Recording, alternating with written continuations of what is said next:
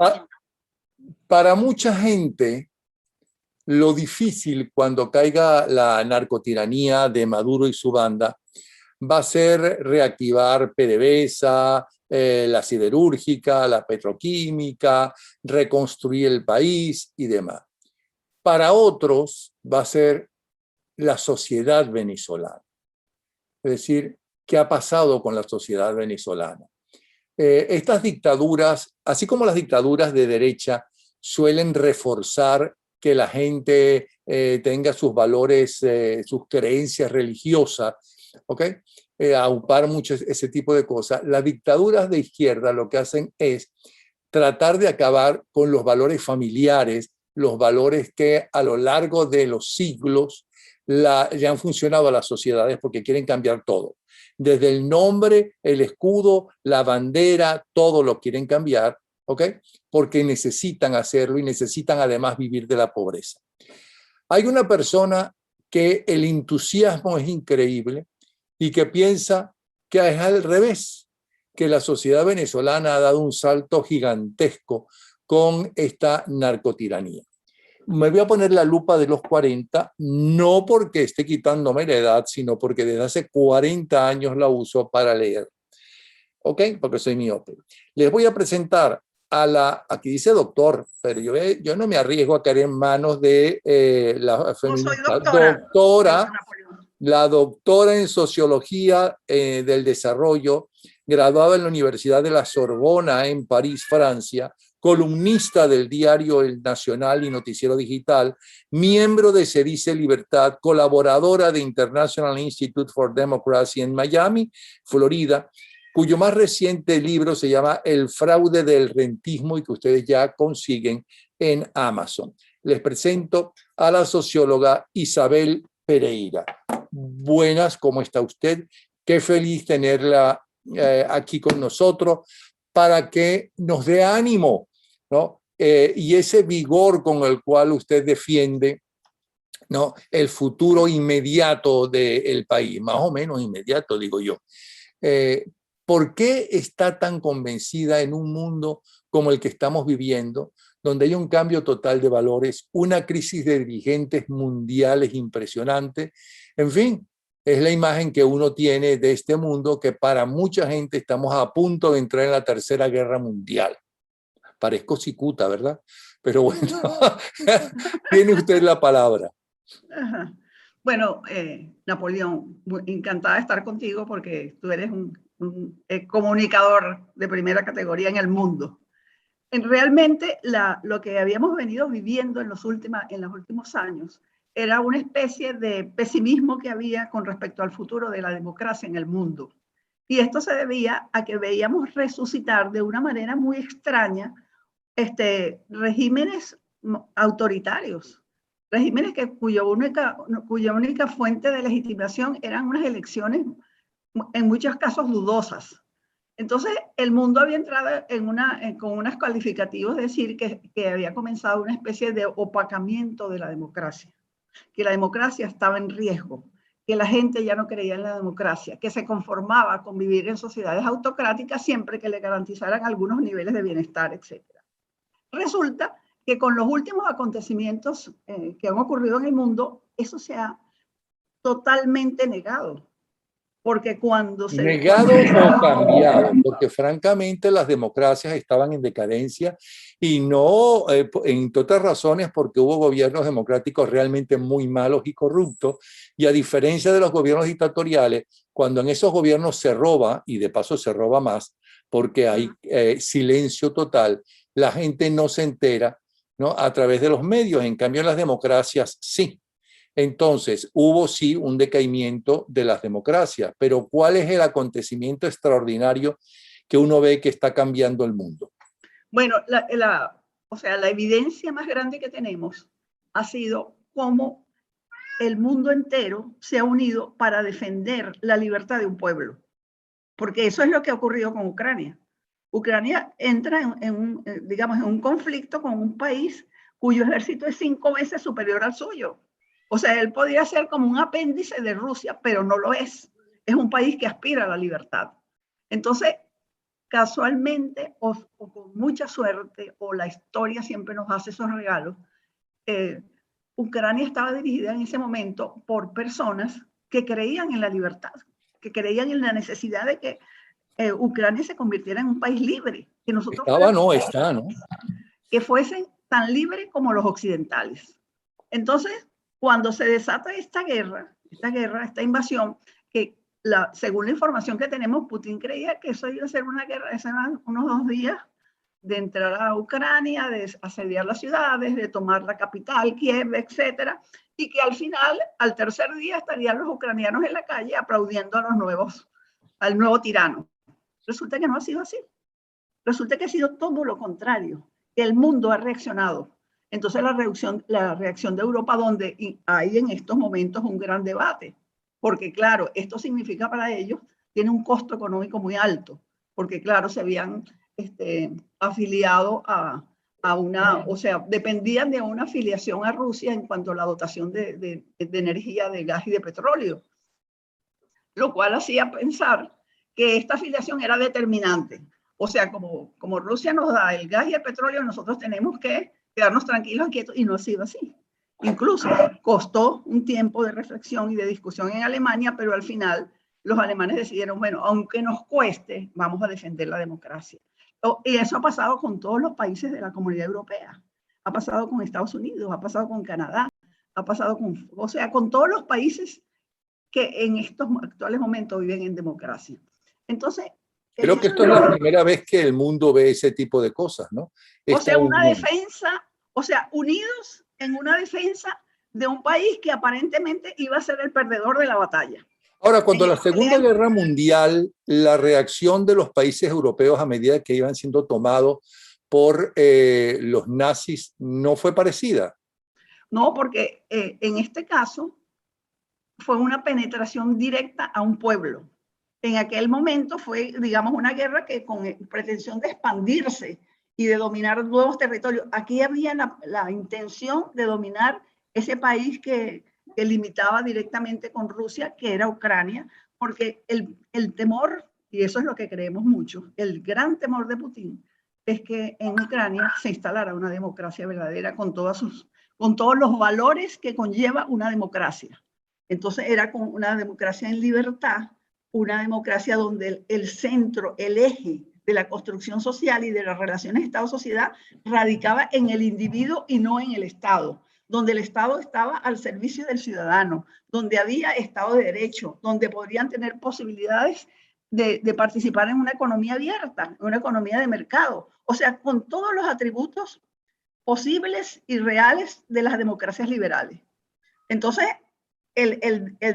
la grandeza del momento histórico es que en este momento donde un país, digamos, débil frente al coloso militar que puede ser Rusia, se para, dice que ellos quieren ser tan libres como el resto del occidente y el mundo los apoya. O sea, son muy pocas las voces que se atreven a defender la invasión de Putin. Son muy pocos. Y lo que quizás es más grave es que dentro de la propia Rusia, las manifestaciones han sido fortísimas. En todas las ciudades hay manifestaciones, dicen que hay miles de personas presas. Y eso que ellos están aislados informáticamente, porque la enorme mayoría no disfruta del Internet, sino los más jóvenes. ¿Cómo se llama? Y esos son un 40% del pueblo. Los mayores lo que ven y se informan es a través de la radio, la televisión y los periódicos que están manejados por la dictadura, que están manejados por el grupo de Putin, ¿no? No, es que tenemos que reconocer que el otro punto central y fundamental es que estamos en la era de la comunicación abierta. Es imposible aislar a un país y negarle información sobre lo que está ocurriendo en el mundo. Eso en estos momentos se considera como un cambio cultural que hace variar todas las relaciones entre los países, entre los estados, entre los gobiernos, entre los ciudadanos. Y eso lo estamos viviendo nosotros en estos momentos con ese acontecimiento que está pasando entre Ucrania y Rusia. El mundo sabe.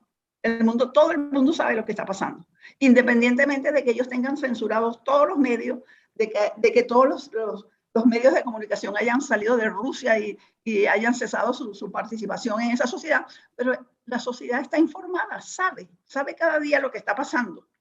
Bueno, entonces, este acontecimiento hace variar totalmente las reglas de juego que pensamos que se deben imponer a futuro. Hay una escritora americana, Anna Applebaum, que ella estaba muy preocupada y ella decía, ella vivía en Polonia, y ella decía que lo que estaba viendo en Polonia era que la gente que antes era de tendencia más liberal, cada día se volvían más estatistas. Cada día tendían a ser menos libres. Tendían a pensar que todo su bienestar dependía de las grandes decisiones del Estado. Y entonces ocurre esto, y al ocurrir esto, todas esas predicciones que permitirían pensar que nosotros íbamos hacia un proceso lento, progresivo de extinción de la democracia, o sea, cambian totalmente. Entonces, yo podría decir hoy que esto que está ocurriendo en el mundo, nosotros no somos ajenos a eso. Nosotros los venezolanos, dice usted. Los venezolanos, los latinoamericanos y los venezolanos, aunque se estén iniciándose gobiernos tipo Gabriel Boric en Chile, Pedro Castillo en Perú, hay la amenaza de Petro en Colombia. Sin embargo, la comunicación, la información, la necesidad de garantizar los valores de la democracia cada vez más penetra en la conciencia de los ciudadanos. Y de ahí depende nuestro futuro. Yo diría que en Venezuela el gran reto, o sea, lo que tenemos nosotros que enfocar como nuestro gran objetivo es lograr que las personas, los seres humanos, se hagan conscientes de que su futuro depende, es su responsabilidad. En Venezuela durante muchos años estuvimos dedicados a construir un Estado, a ser un Estado poderoso, a ser al Estado propietario. El Estado era propietario del petróleo, de las empresas básicas, de las cadenas, o sea, el Estado venezolano era el gran propietario.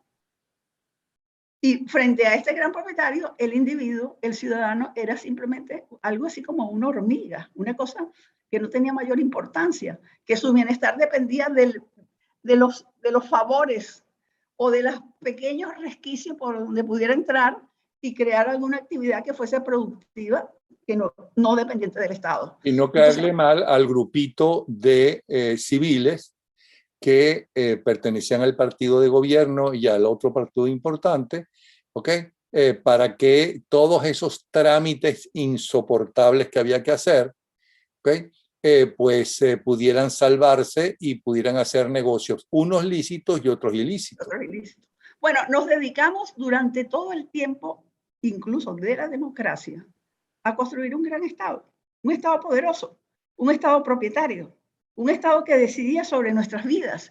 Y realmente no estábamos plenamente conscientes de la significación cultural, de la significación moral, de la significación política que tenía esta entrega a un Estado superpoderoso. Porque en este Estado, dentro del Estado, se daba todo un movimiento donde el poder central cada vez era más poderoso. El presidente de la República era como un jeque, un zar, un rey. Todos los estudios que hicimos desde CEDICE sobre la industria petrolera nos decían a nosotros que todas las grandes decisiones de la industria petrolera se tomaban en el despacho del presidente de la República. Y el presidente de la República nombraba a todas las personas, a los miembros de la junta directiva, a los asociados. En el gobierno de la industria petrolera participaban los ministros del presidente. O sea que uno veía, bueno, pero realmente la industria petrolera es un feudo del presidente de la República. Entonces, bueno, y así más o menos todos los de otros poderes. No había poderes independientes. La imagen que yo siempre hago cuando estoy trabajando, sobre todo con jóvenes, yo le digo, imagínense 3 personas. 2 que miden como 1,50, que es el poder legislativo y el poder judicial, y uno que mide 1,80. Estos pesan 60 kilos y aquel pesa 150. ¿Qué va a pasar ahí? ¿Cuáles son las relaciones que se dan entre ellos? ¿Quién manda? ¿Quién decide? ¿Los 2 enanos o el gran poderoso? Y entonces esa es la historia de Venezuela. Cuando uno trata de simplificar llevarla incluso a una comiquita. Uno lo que ve es, bueno, es que en Venezuela lo que se desarrolla. Sí, pero eso también se trató de cambiar y se hicieron pasos importantísimos, por ejemplo, la elección por parte de los votantes, es decir, del pueblo venezolano, y pueblo somos todos, ¿ok?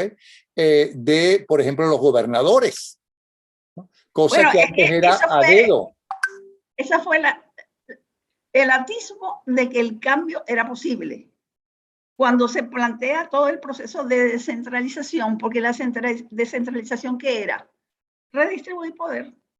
O sea, yo estoy en Tucupita, pero yo como ciudadano tengo los mismos derechos y posibilidades, oportunidades y obligaciones que una persona que vive en el área metropolitana de Caracas. Y evidentemente el gobernador elegido por el pueblo estaba interesado de trabajar no para el partido exclusivamente, sino fundamentalmente para el pueblo, Para su porque gente. dependía de la elección popular y del poder popular. Y así llega gente como, por ejemplo, Enrique Salas Romer y su hijo, y lograron cosas, por ejemplo, para la salud en Carabobo impresionantes. Impresionante. No, es que no solamente ahí, yo visité con la persecución para tratar de evaluar todas esas ideas y esos cambios, nos llevó a nosotros a visitar los gobernadores electos por el proceso de descentralización y encontramos los estados en movimiento.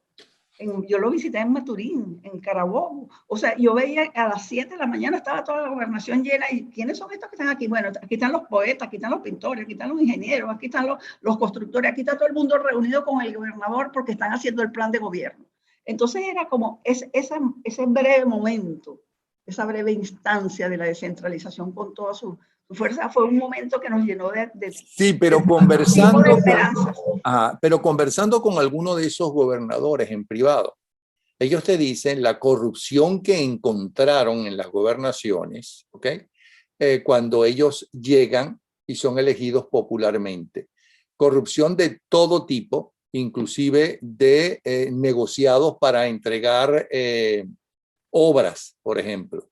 Entonces, esa corrupción. Y nosotros veníamos de muchas décadas de aquellas célebres frases asquerosas, por cierto, denigrantes, por cierto, vergonzosas, por cierto, como es que los adecos roban y dejan robar. En cambio, los copellanos roban y no dejan robar, como si robar, ¿no? Al Estado no fuera un pecado, sino, bueno, ese dinero es de todo, ese dinero es mío. Ahora yo creo que podemos repensar el tema de la corrupción. El tema de la corrupción, que nosotros lo veíamos simplemente porque esos son unos tipos desalmados, sin principios morales, que asumen un cargo electo por el pueblo y se dedican a robar al pueblo, a robar el dinero de los hospitales y de las escuelas.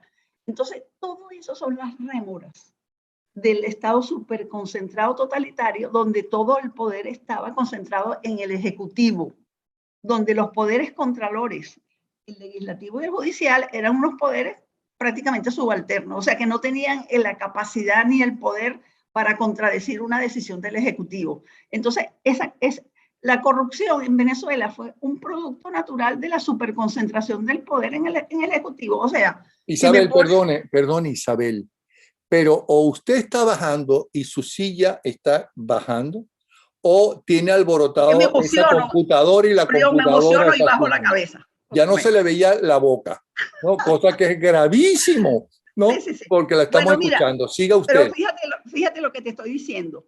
Cuando tú analizas el tema de la corrupción, tienes que repensarlo ahora, porque ese es un hijo de la concentración del poder. O sea, si hay unos pocos que deciden quién participa y quién no participa, quién recibe un crédito, quién no recibe crédito, a qué banco favorezco, a quién le doy apoyo y a cuáles no, tú lo que estás es sembrando el camino de la corrupción. Claro, pero también es verdad, y perdone, este es mi trabajo como abogado del diablo, también es verdad que en esos años de la democracia, especialmente en los primeros 4 o 5 gobiernos, ¿no? Apareció una enorme clase media, hubo una auténtica revolución en obras sociales, en obras públicas, casas para todos los niveles, especialmente casas humildes. Hubo ¿cómo se llama? El apoyo a la agricultura y al crecimiento de la agricultura. Es decir, también se hicieron cosas excelentes, que después se vino abajo porque no se actualizó, es otra cosa. Pero ese Estado poderoso también logró cosas positivas. El Estado poderoso, con los recursos petroleros, pudo convertir a Venezuela, iniciar la modernización. O sea, se voltearon las relaciones entre población urbana y población rural. Era 80-20 y después era al revés.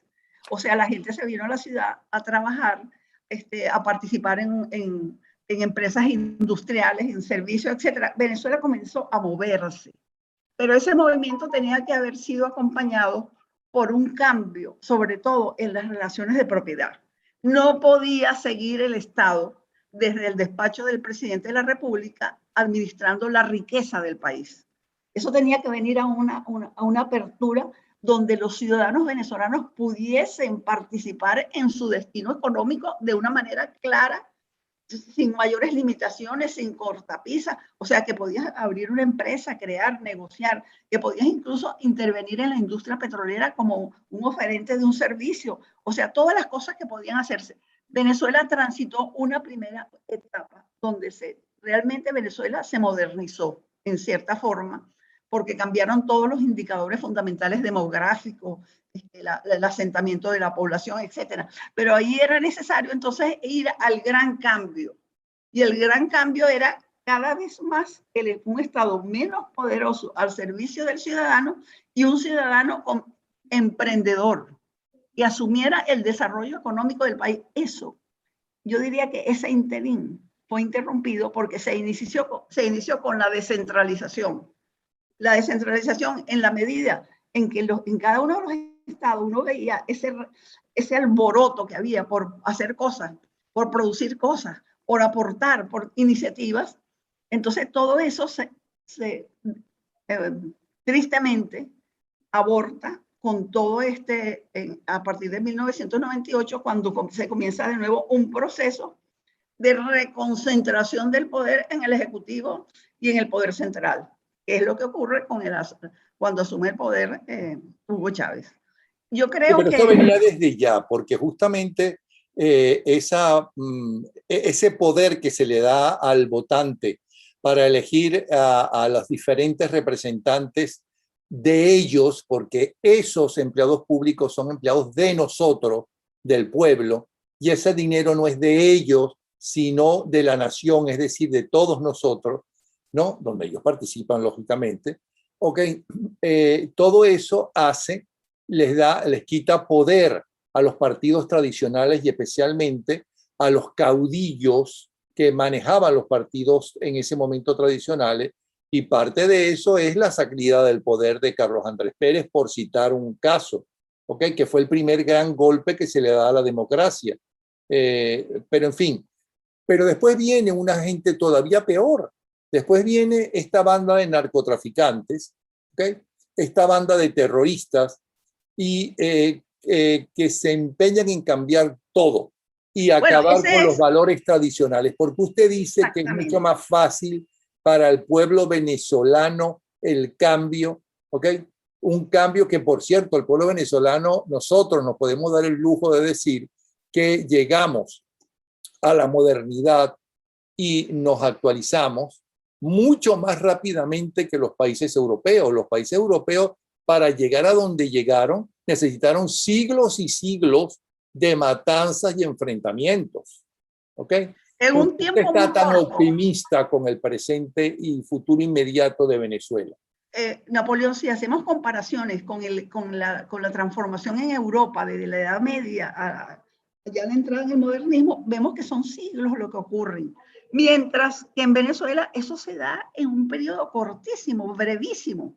Sí. O sea, entonces vemos cómo empiezan las ciudades a surgir, vemos sobre todo el surgimiento de la clase media, que la clase media tiene una característica muy particular. Yo he dicho siempre que la clase media es la portadora de libertades, porque ellos en general llegan a ser clase media siendo de orígenes muy humildes en su mayoría y logran con su esfuerzo y con la conciencia de que tienen que ser personas capaces, es que todo depende de su capacidad, que logra entonces construirse esa gran clase media. Lamentablemente, este proceso de descentralización, este proceso de expansión de la democracia, de la adquisición de responsabilidades por los ciudadanos, se corta con el inicio, digamos, de este periodo que todavía lo estamos viviendo, de intentar implantar eso que llaman el socialismo del siglo XXI. Pero, ¿qué es lo que ha pasado? Porque yo diría que en todos los eventos históricos, culturales, siempre hay un aspecto negativo, pero siempre hay un aspecto positivo. Entonces, ¿cuál es la ventaja que tenemos los venezolanos hoy, después de haber vivido más de 20 años bajo un gobierno cada vez más dictatorial, cada vez menos democrático, cada vez más enfrentado al ciudadano y cada vez más alejado de las aspiraciones ciudadanas? Cualquier encuesta que uno pueda leer en Venezuela dice que el 80% de los venezolanos lo que desea urgentemente es un cambio político. Eso quiere decir que ya la gente sabe que ese no es el camino. Entonces, en América, nosotros acabamos de ver el poder, a Gabriel Boric como presidente de la República en Chile. Podemos oír ahora los discursos de Gustavo Petro. Podemos ver las aspiraciones de Lula da Silva. Sin embargo, nosotros sabemos y tenemos plena seguridad y conciencia que lo que están viviendo esos países ya nosotros lo vivimos. Y esa es la gran riqueza que tenemos. Los venezolanos ya sabemos qué es lo que no hay que hacer. Yo oigo a Gabriel Boric hace poco hablando y él lo que está iniciando es un discurso donde lo que se viene son expropiaciones, donde se viene es ataques a las empresas, donde se viene ataques y destrucción del empleo, donde se viene, con todos esos mismos argumentos que llevaron a Chávez al poder, los vemos retomados en Gabriel Boric. Y en Petro, y Petro lo mismo. Incluso Gustavo Petro es peor. Hemos hecho un estudio muy profundo de las propuestas de Petro y son unas copias al calco del Plan de la Patria con títulos distintos. O sea, yo te puedo en alguna ocasión hablarte y decirte punto por punto qué es lo que él propone, y cuando te digo lo que él propone, también podemos decir eso lo hizo Chávez. ¿Y cuál fue el resultado? Bueno, entonces nosotros, la gran ventaja de Venezuela es que ya lo vivió. Ya el país sabe qué es lo que no hay que hacer.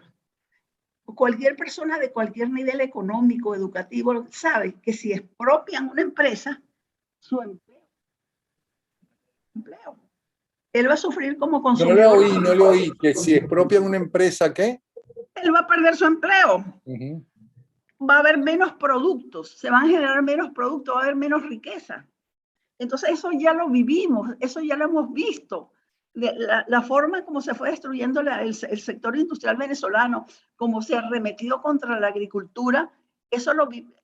Incluso yo como trabajador, gente que trabajé con muchos años con el sector agrícola, veíamos cómo los sectores campesinos apoyaban las invasiones y las expropiaciones. Entonces ellos han sido cómplices, culpables, y ahora están arrepentidos porque saben que ese camino no era el camino. Entonces, la gran ventaja que tiene Venezuela ahorita es que nosotros sabemos qué es lo que no hay que hacer. ¿Cuáles son las iniciativas que tenemos que impedir? Que si van a hacer una reforma legislativa y el Ejecutivo o Nicolás Maduro va a ser la cabeza con Diosdado Cabello de la reforma de ese poder, nosotros sabemos que eso va a ser una suma más a la concentración de poder del grupo que nos está gobernando y que ese no es el camino. O sea que todas las propuestas que están haciendo son propuestas que lo que llevan es a concentrar más el poder. No les basta la derrota que están viviendo en la medida en que la economía de Venezuela se ha destruido, en la medida en que hay 6 millones de personas afuera, no les basta eso y pretenden seguir implantando reformas cuyo destino u objetivo es aumentar la concentración del poder de la gente que dirige, que tiene en las manos el poder político sobre los ciudadanos y dejar de lado completamente la ciudadanía. Bueno, ahora bien, según las más recientes encuestas, la gente está descontenta, es verdad, la gente no quiere a esta gente, a esta banda de Miraflores, pero está desunida en cuanto a dirigencia política. Es verdad que en la más reciente encuesta de todos los diferentes candidatos sigue adelante Juan Guaidó, ¿no? Está también Leopoldo López, creo, está María Corina, está todavía Capriles. Pero, ¿qué pasa? ¿Por qué no estamos unidos? ¿Por qué no hay una persona, como sucede en Ucrania, ¿no? Que la mayoría, y como sucedió en Venezuela durante muchas Como décadas, sucedió en ¿no? Venezuela. Como sucedió aquí. Rómulo Betancourt en un momento fue la voz de Venezuela. Sí. Nos Bueno, y Rafael representó. Caldera y Raúl León y Rafael Carlos Caldera Andrés nos Pérez. representó. Ajá. Entonces, ¿qué pasa ahorita? Que a pesar de que tenemos gente, porque uno ve las historias de cada uno de ellos, de Capriles, de Leopoldo, María Corina, y son gentes excelentes, educadas, formadas, con experiencia. Entonces la pregunta es, bueno, ¿pero qué pasa que no podemos avanzar a eso que yo llamo la fórmula Zelensky? ¿Cuál es la fórmula Zelensky? Ese señor está hablando y cuando él habla, habla Ucrania. Y los ucranianos están unidos detrás de él, aún apostando sus vidas. Están aceptando esa conducción, o sea, porque esa conducción refleja sus aspiraciones.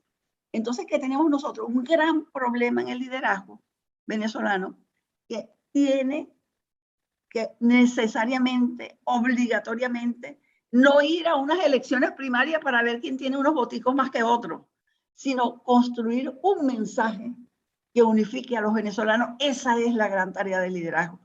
Más allá de los egos personales que puedan tener, de sus ambiciones personales, ellos tienen que saber y concientizarse de que en manos de ellos está el destino de la República y ellos tienen que lograr criterios de unidad que permita que todos los venezolanos, cuando oigan ese liderazgo, sepan que están siendo representados por ellos. Ese es el gran escollo que tenemos nosotros en estos momentos. Y cuando vemos y examinamos las argumentaciones de cada uno de ellos, vemos que esos son como gigantes de papel. O sea, ¿cuál es la gran diferencia? Aparte de que algunos dicen que hay que ir a elecciones, otros dicen que no hay que ir a elecciones, que hay que negociar o no hay que negociar. Pero lo que sabemos es que todo eso es posible resolverlo, llegar a un acuerdo. Como decía Zelensky, yo sé que de las negociaciones no vamos a resolver, con las negociaciones no vamos a resolver el problema, pero tengo que participar en las negociaciones. Tengo que hacerlo, aunque de antemano sé que no voy a resolver el problema con eso. Entonces nosotros en Venezuela tenemos que exigirle a nuestro liderazgo, por favor, es su tarea, es su misión. Ustedes tienen que lograr un acuerdo. A mí no me interesan ninguna elecciones primarias para elegir a nadie. Yo quiero que me digan, yo quiero que nosotros oigamos a nuestros líderes conducir el país, representar el país en función de las cosas que queremos. ¿Qué queremos nosotros? Queremos recuperar a Venezuela, queremos poder volver al país tranquilo, queremos reunificar la familia, queremos que la economía comience a generar lo que tiene que generar, riquezas, empleos, posibilidades de desarrollo, que exista, que la ley exista, que el Estado de Derecho se haga real, evidente. No podemos soportar más jueces que son sirvientes del Poder Ejecutivo. Entonces tenemos una serie de aspiraciones que son las aspiraciones de cualquier ciudadano en una democracia liberal. O sea, sencillamente eso, no es ningún misterio. Individuos responsables, libertad para opinar, libertad para... Pero para empezar todo riqueza. eso, el primer paso para empezar a conseguirlo y para luchar para conseguirlo es la salida de esta narcotiranía. ¿Salida cómo? Es que ponernos de acuerdo en un mensaje es lo que nos permitirá a nosotros, digamos, expulsar a la gente que usurpa el poder en este momento, porque esa es una usurpación lo que están haciendo. O sea, ¿qué representan ellos? Cuando Diosdado Cabello habla en su programa, ¿qué tiene que ver conmigo, contigo? ¿Qué tiene que ver con mi tía, con mis hijos? Nada. Cuando Maduro habla y expone cuáles son las cosas que va a hacer, yo digo, pero ¿qué tiene eso que ver con lo que pasa en Venezuela? ¿Qué tiene que ver con eso, con que no haya empleo? O sea, que la moneda esté totalmente devaluada, que yo no valgo nada, que no tengo papeles, que no tengo posibilidad nada de actuar como una persona libre. Entonces, cuando tú oyes a los representantes del régimen, tú ves que el discurso es un discurso que no tiene nada que ver con la ciudadanía, Porque con tu responsabilidad. los discursos de ellos, que muy bien lo hizo Chávez Frías, por cierto, no era de lo logrado en el presente, que poco se logra en el presente y nada realmente importante, sino porque esto no es una revolución, sino una involución, sino hablan de lo que van a lograr en el futuro. O sea, típico también de lo que hacía Fidel Castro, ¿ok? Que en 5 años, es que el año que viene, es que la zafra, es que el no sé qué, pero no el presente porque no tienen nada que ofrecer, decir, bueno, ustedes están mejor en tal cosa. Napoleón, una de las cosas que vi muy claramente analizando el discurso de Petro era que en realidad ellos lo que ofrecen es, ellos lo que señalan es qué es lo que van a destruir. Ellos no señalan qué es lo que hay que construir. Ellos dicen, vamos a destruir, sin decir destruir, ellos dicen, vamos a acabar con esto. Por ejemplo, Petro está hablando de que tienen que acabar con esa economía que exporta petróleo, carbón, etcétera, e ir hacia las energías, esas nuevas energías, que es un planteamiento correcto. Pero entonces ya nosotros sabemos por la experiencia que tuvimos en Venezuela que la primera fase de su gobierno va a estar encaminada a destruir a Ecopetrol, a poner a Ecopetrol, a sacarlo de sus áreas de actuación, porque realmente Colombia el 60% de sus ingresos vienen del petróleo y de lo minero. Entonces, que lo primero que ellos van a hacer es destruir a Ecopetrol. ¿Y por qué lo van a sustituir? ¿Y en cuánto tiempo? ¿Y cuánto cuesta eso? ¿Y qué van a hacer con el empleo que se va a eliminar? ¿Y cómo van a, el presupuesto nacional de qué va a depender ahora? Sabe, o sea, los que han estudiado dicen, bueno, mira, para instalar eso que ellos quieren, que es convertir a Ecopetrol en una vendedora de paneles solares, se necesitarían unos 25 años y no sé cuántos miles de millones de bolívares, de pesos, o lo que sea. Entonces, lo que se ve, y el discurso de Petro lo muestra claramente, es que ellos lo que ofrecen es, esto lo voy a destruir para construir algo, pero no sabemos qué es lo que va a construir. En el caso de la agricultura, él dice una cosa que realmente me dejó boquiabierta. Yo voy a incorporar 15 millones de hectáreas de tierra a la producción que están en latifundio. Y como siempre la consigna de ellos es, acabaremos con el latifundio. El latifundio es un concepto muy complejo y muy difícil, porque eso depende de la calidad de tierras, del tipo de explotación que haya. Entonces, de repente una explotación de 5 hectáreas es muy eficiente y una de 1.500 es muy ineficiente porque los suelos son muy malos. Entonces, él dice, yo voy a incorporar 15 millones de hectáreas y para ello voy a entregar algo que ya hizo Chávez, que es el certificado de finca productiva. Entonces, el certificado de finca productiva es lo siguiente. A toda la gente que tiene una propiedad de 1.000 hectáreas, yo le voy a enviar a un funcionario del gobierno que lo va a evaluar y le va a entregar, si se lo merece, un certificado de que es productivo. Y si no lo merece, le pone un impuesto. Entonces, veíamos el ejemplo en Venezuela. Ese fue el principio de la destrucción de la agricultura en Venezuela. Los empleados públicos invadiendo las empresas productoras, amenazando a los propietarios con quitarles la tierra si ellos no accedían a todos los requisitos que ellos imponían. Los trabajadores de la finca, llevados digamos, por esas esperanzas falsas que le daban de que esa tierra iba a ser de ellos, comenzaban a invadir. Por ese camino, en Venezuela, se expropiaron más de 6 millones de hectáreas y se destruyó la mayor parte de la producción agrícola y Venezuela pasó a ser un país hambriento, un país donde el hambre es un tema de cada día. Entonces, cuando se van examinando las propuestas de Pedro, sale clarito que lo primero que van a hacer es destruir. O sea que no es una propuesta de construir. O sea, construir, ¿qué sería? Vamos a hacer un acuerdo con todos los propietarios que tienen fincas mayores mayores a 1.000 hectáreas y vamos entonces conjuntamente el Estado con el productor, vamos a ver qué hay que hacer para poder a producir esa parte de sus tierras que no está siendo producida eficientemente. Ese es el camino correcto, todos de acuerdo. El camino que está señalando este caballero es la guerra en el campo colombiano. Entonces ahí uno ve, bueno, pero es que esto fue lo que sucedió en Venezuela. Las ofertas todas del gobierno ya eran destrucción de la propiedad, destrucción de la industria petrolera. ¿Por qué se destruye PDVSA? Se le quita su personal, se los pone a vender pollos, a arreglar carreteras, toda la gente que tiene unas especializaciones técnicas en la materia petrolera salen del país, entonces destruyen. Ajá, ¿y por qué lo sustituyen? Porque esa es la pregunta que tendrían que hacerse los colombianos.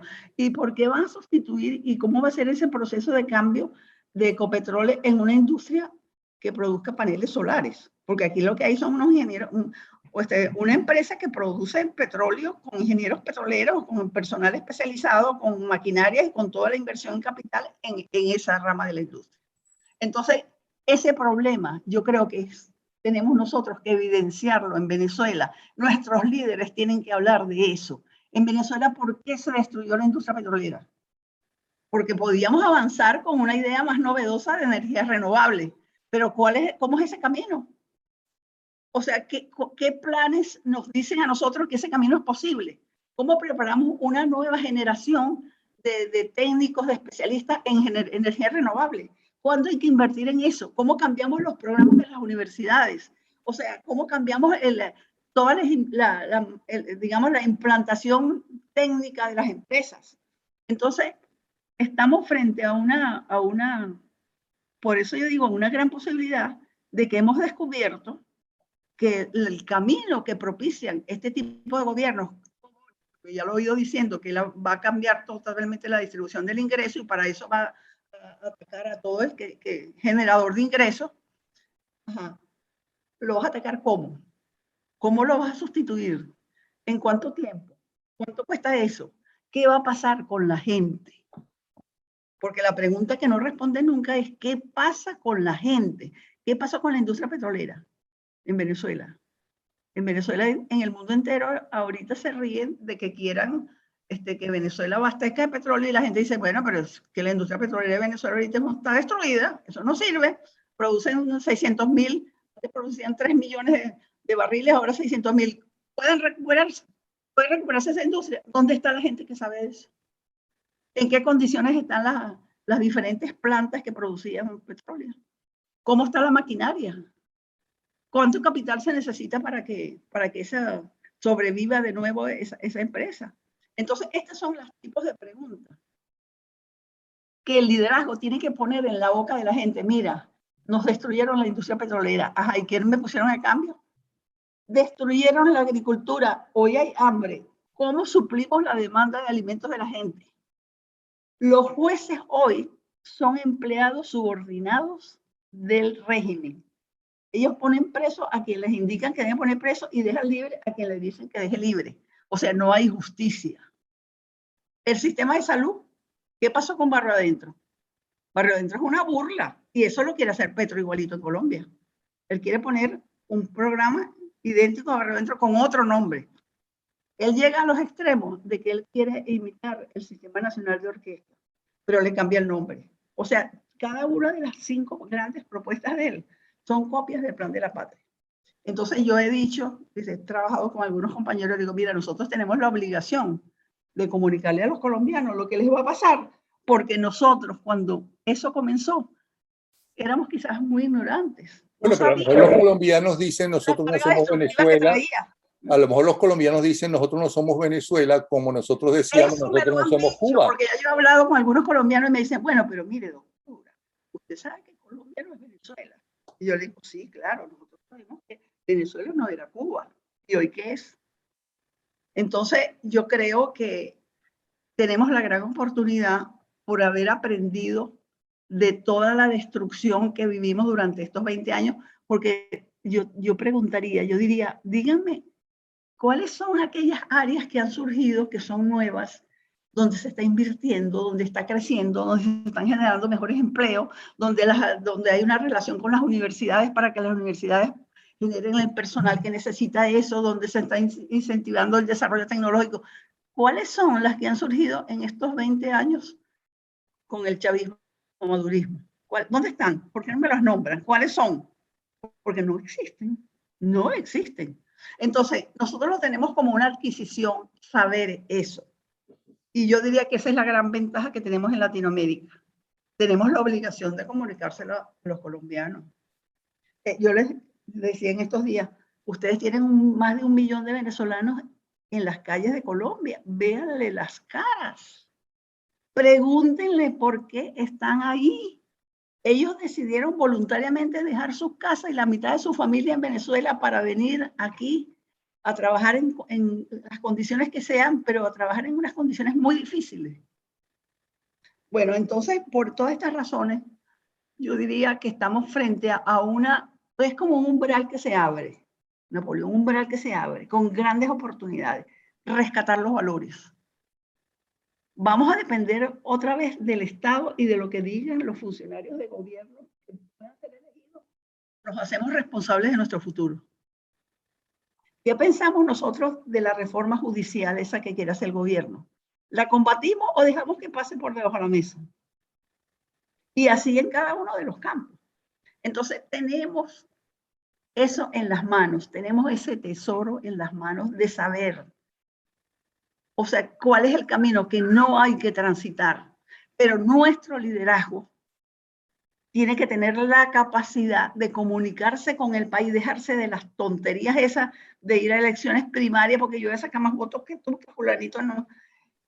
Y comenzar a trabajar en darle al país una frase tan contundente como la que hizo Zelensky, cuando dijo, no acepto el salvoconducto que me va a dar los Estados Unidos para sacarme de Ucrania. Yo quiero ser libre como ustedes.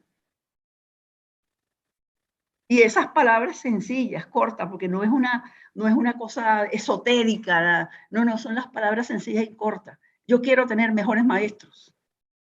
Yo quiero tener jueces de verdad.